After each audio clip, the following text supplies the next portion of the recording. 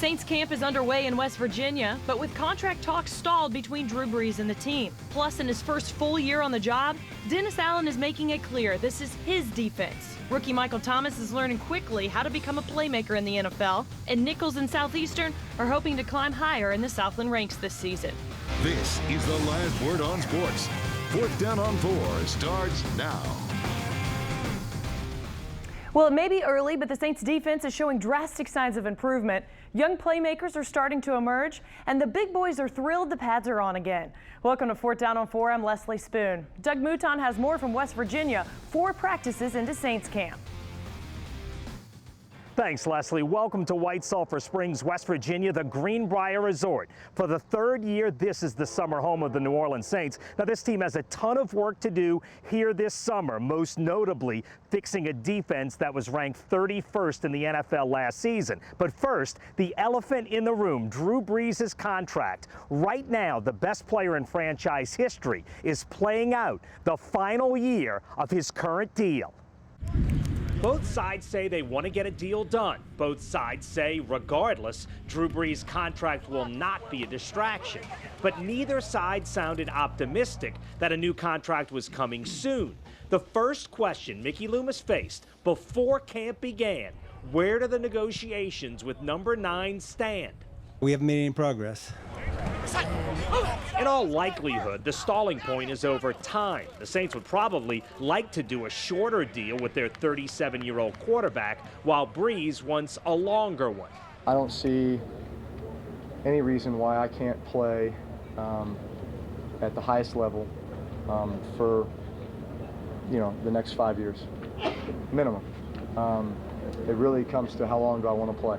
If anyone's proven it's possible, it's Drew Brees. And he says maybe it's time for the NFL to realize the old age rules don't always apply anymore.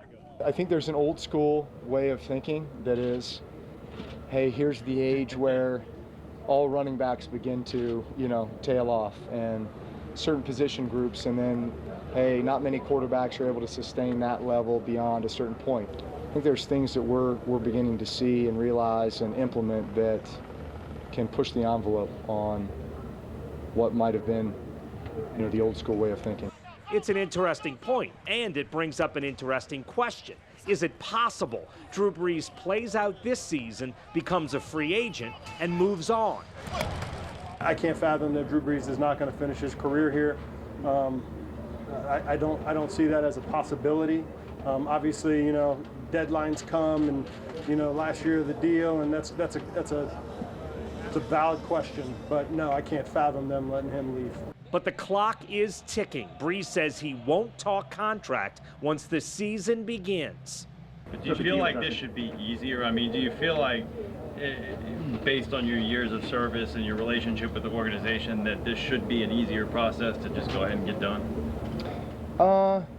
I would hope so. But I also know that sometimes these take time, and if there's a time to do it, certainly now would be the time.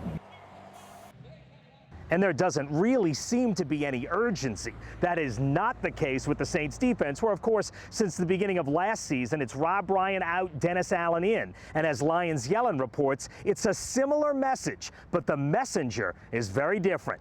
Under over here! Under! Make no mistake about it, this is now Dennis Allen's defense. And while he didn't break it, he certainly intends to fix it. The belief is that we got to be a fast, aggressive, attacking style of defense. You can't play defense sitting back on your heels. You can't play defense 95%. It's got to be all-out effort, and it's got to be everybody on the field. It's really a philosophy of and a culture of how we're going to play, not as much about what we're going to play. What he's trying to do is do things really, have a simple defense, but have us play super fast, and just guys flying to the ball and not thinking too much. He wants us to be ferocious, a vicious defense out there this year. So that's something we have to continue to keep putting our head and be mentally known when we're on the field. We want to attack. The players have rallied around Allen's aggressiveness, but perhaps even more important, he's earned their respect with his attention to detail and no-nonsense approach. That's an intense coach, man. He's a good coach. He's very detailed, and he knows exactly how he wants it. Look, there's right and there's wrong. All right, so you do right, there's praise. You do wrong, you're going to get corrected. And sometimes that's a little bit sterner than at other times. I do have a belief in how defense is supposed to be played. And, you know, my job is to make sure that it looks like that as many times as it possibly can. But can one coach really make that much of a difference for a defense that was historically bad last season? I believe coaches can make a difference, but at the same time, it's a player's game. The 11 guys on that field, on that defense, are ultimately going to decide what we are. With that said, perhaps the better question is, do they now have the right mix of talent? Sheldon Rankins and Nick Fairley certainly appear to be strong additions to the defensive front. It can be said that we have a lot of potential, but that being said, potential doesn't win you Super Bowls. Talent does, proven talent, and that's what we're working on.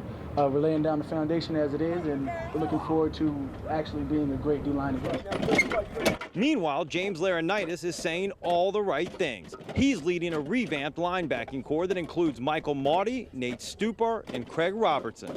I'm encouraged with some of the depth there, and those guys have played in this league, you know, not just sparingly, they've played games, so I think that will help us. And the hope is so will Laurinaitis, who says it's his job to make sure all 11 guys are on the same page. He's going to do the right thing every day, every time. And just watching tape, you know, I sit next to him just to ask him a question like, hey, man, like what'd you see right here? What made you check this? You know, and that's definitely a guy that you need on this team. Jarris Byrd says he's 100% and was available from day one. But whether he'll ever be the same type of dominant ball-hawking safety remains a mystery. But Delvin Breaux is not. He's the star in the making, a physical lockdown cornerback who's now comfortable on an island. Throw P.J. Williams and Damian Swann into the mix, and it's a group beginning to look like it has quality depth. But that's, of course, contingent on getting the old Keenan Lewis back. Clearly, after the mess that last season's defense was, this team has a long way to go and a lot to clean up. Yeah, and I hate to play devil's advocate, but a lot of the things Dennis Allen's saying about being aggressive and getting after it, that's what Rob Ryan said. Exactly. We've heard this from defensive coordinators all over the league, and it's pretty much what everyone says. Dennis Allen saying it. Got to be aggressive, got to attack, got to have the offense on their heels, not the defense. And you wonder why the Saints haven't been able to execute it. They've tried to simplify things, and for whatever reason, it hasn't worked. Yeah, and it's all about the talent to me on defense, and to me, the most critical guy, and you mentioned at the end of your story, is Keenan Lewis. If you can get the Keenan Lewis that played at Carolina 2 years ago and shut down Kelvin Benjamin, that guy, this defense can be good because the other cornerbacks have looked good at camp. Oh, and we saw it from Delvin Breaux today. He has been absolutely locked down, and really the entire camp. You add Keenan Lewis to Delvin Breaux, and you might have one of the more formidable cornerback duos in the entire league. Yeah, P.J. Williams and Damian Swann look like players as well.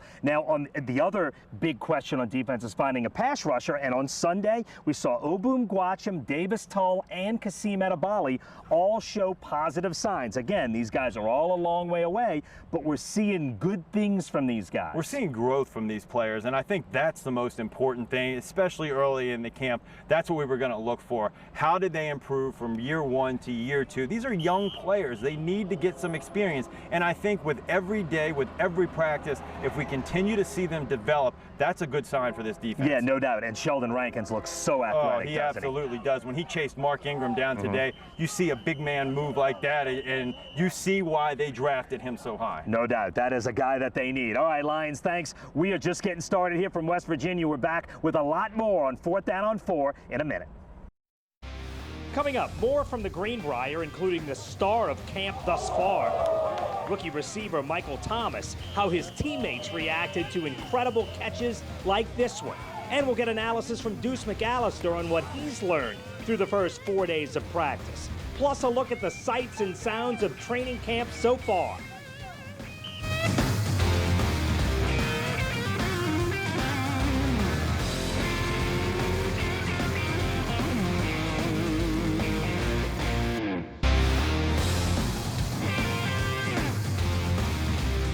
Welcome back to West Virginia, where the star of Saints training camp so far, no doubt, second-round wideout Mike Thomas. At this point, Thomas has done everything right, and his coaches and teammates have all noticed. Day after day, play after play, Mike Thomas has been the story of camp. Listen, I love that kid. I love that kid. He has a nose for the football, and he's got this kind of want to get the ball no matter where it's at, and that's what you want in a receiver, a guy that, you know, he just wants the ball to be in his zip code, and he's going to find a way to come down with it, whether there's somebody hanging on him or not. I feel like when the ball's in the air, covered or not, I trust my ball skills over who's covering me. So, you know, I take a lot of pride in my ball skills. So if I get my hands on it, I want to make a play. On day 2 of camp, Thomas turned in what's been the best single play so far, a ridiculous one-handed, left-handed catch, which left his teammates wowed. Oh, man, like, you guys seen it, man. It was awesome. It was awesome, man. He's going to be a great addition to Drew Brees, man. He's a big kid. He can run, man, and as you can see, he can make plays like that. Oh, man. I was like, whoa, this guy's going to be something special, man. Just one hand, and he was falling at that, and he went and made it. So he's been working hard, man, and that's what we expect to see to win games. Oh, unbelievable. Unbelievable. You know, and that's just the start. You know, many more of those to come. They're special. Mike Thomas is supremely confident, but he says he understands what he needs to do. Stay humble, keep doing what you're doing, keep getting better every day and competing. In the offseason, Sean Payton clearly identified offensive weapons as a need. He signed Kobe Fleener first in free agency, then drafted Mike Thomas in round 2. Thomas announced immediately in camp that he can be a player. Plays like that give a player like that then the confidence to make the next one and the next one. And so, you know, for him, you're seeing growth spurts right in front of your eyes. We all are, and that's real encouraging, especially for a first-year player. But as the hype builds around number 13, Roman Harper said he hasn't really done anything yet.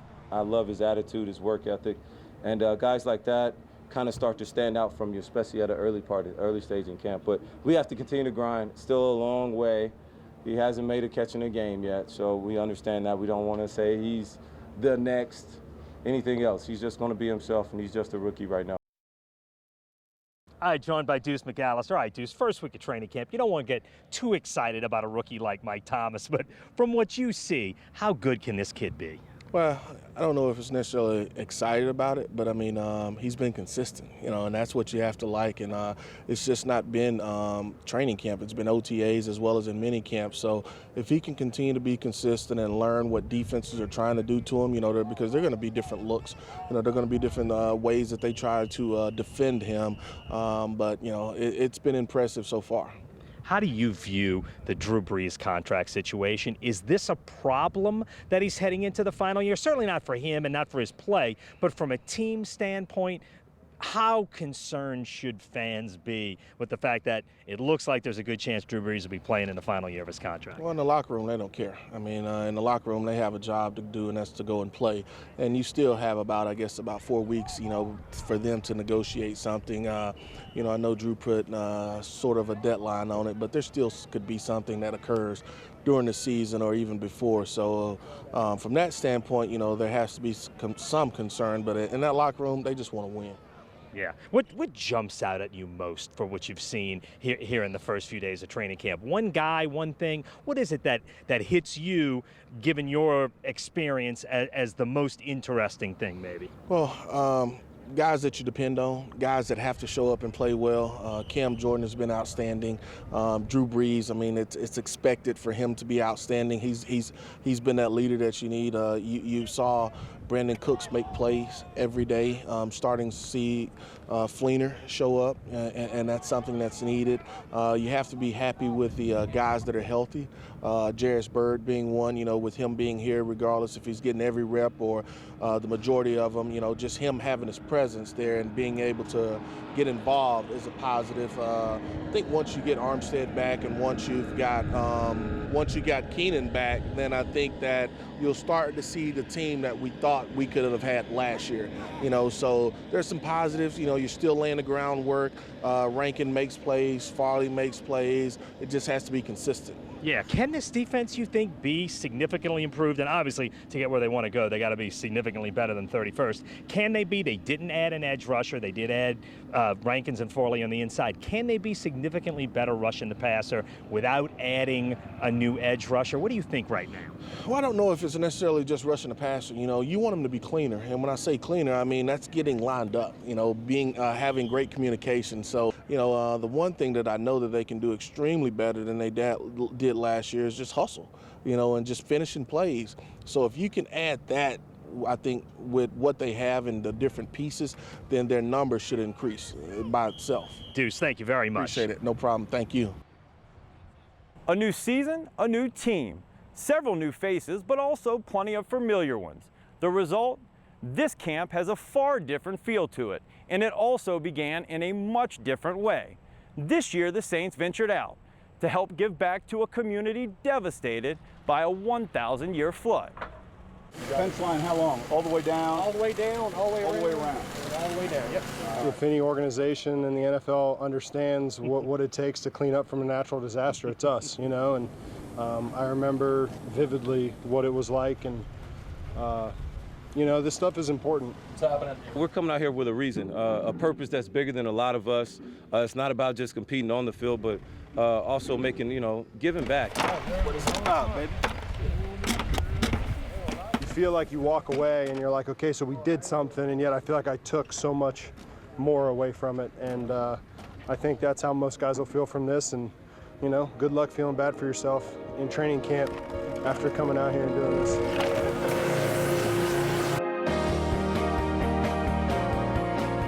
You know, we'll kind of get started and get a chance to see what we got. And, you know, and I think there's a process involved in that, but that's the exciting part of training camp. The weather's great.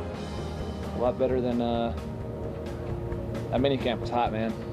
Mini camp was hot, so this is great. Now, look at this, man. We got, you know, I can call room service. You know what I mean?